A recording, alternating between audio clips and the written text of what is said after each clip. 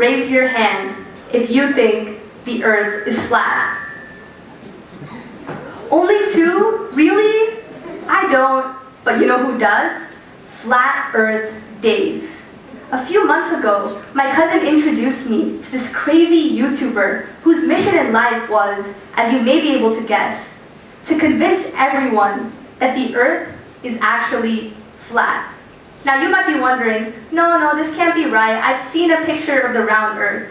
From where? From the International Space Station? Well, Flat Earth Dave calls that the International Fake Station. So apparently, everything that we know from NASA and the government is a lie, according to him. And after 20 minutes of seeing his ramblings, of hearing how his evidence supports his point that the Earth is flat, it occurred to me, no matter what he said, no matter what PowerPoint he showed, I would never even consider that the Earth was flat. But it went further than that. I would never even consider him to be an intelligent person because of this view that he held.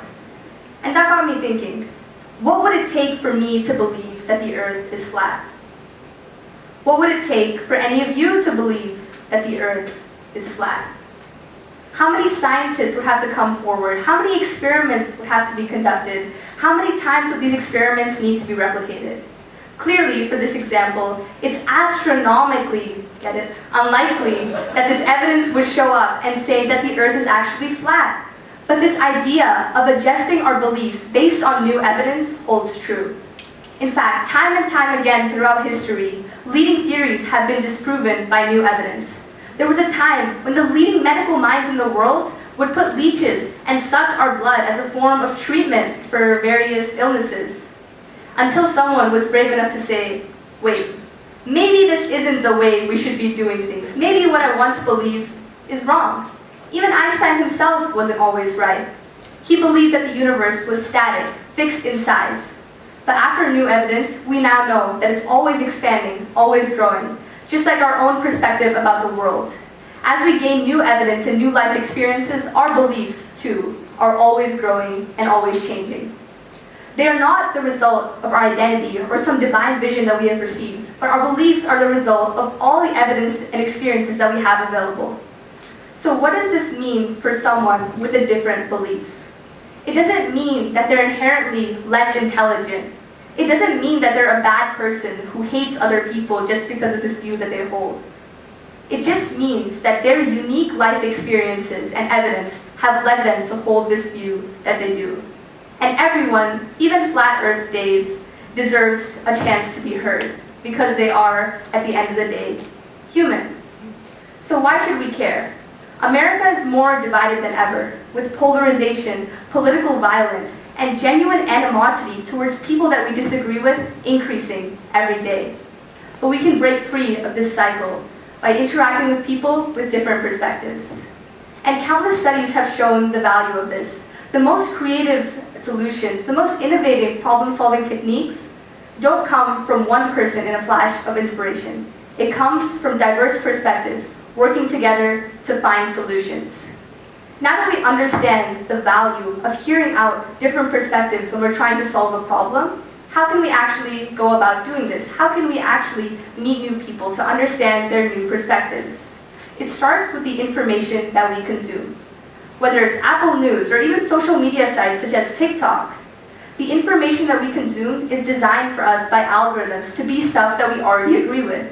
Because the truth is, they want to keep you on their platform for as long as possible. They don't want to scare you away with something that you might disagree with or be offended by. So after even 6 months of using these platforms, people who might have started relatively in the center become increasingly polarized and divided, just based on getting their views reinforced by this content. But we can break free. Through sites like Ground News, you can read about the same current issue from multiple different perspectives and have the opportunity to form your own opinion about what happened without succumbing to the biases of one individual article. But it doesn't stop there. The foundation of understanding other people is respectful dialogue, and there are plenty of opportunities to do this. For example, Schoolhouse World has a new dialogues platform where young people can connect with their peers from all over the world and discuss a current issue. even just for 15 minutes. Now this allows you to open up your horizons and see new perspectives.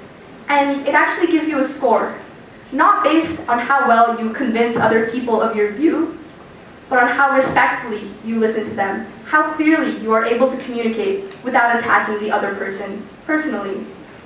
And as if this wasn't enough incentive, a lot of colleges actually accept this portfolio as well, including a small school in Boston you may have heard of called MIT. I don't know though. But this shows that these institutions who are selecting the leaders of tomorrow don't just want people who can speak and speak and speak. They want people who dare to listen. But the truth is, you really don't need these online platforms to do what we could be doing every single day, which is talking to new people. Look around in the audience. You probably see some people that you know, but I'm willing to bet you see a lot of people that you don't. Each new person is an opportunity for interaction, for connection, to see the world in a different way. My challenge to you is to talk to just one new person every day. Even though not every conversation will have you questioning your entire belief system, it will expose you to new perspectives and new ideas that will change how you see the world by intertwining your story with theirs. I know it can be daunting, but be brave enough to take that first step, to plant that seed, because you never know what might grow out of it. Thank you.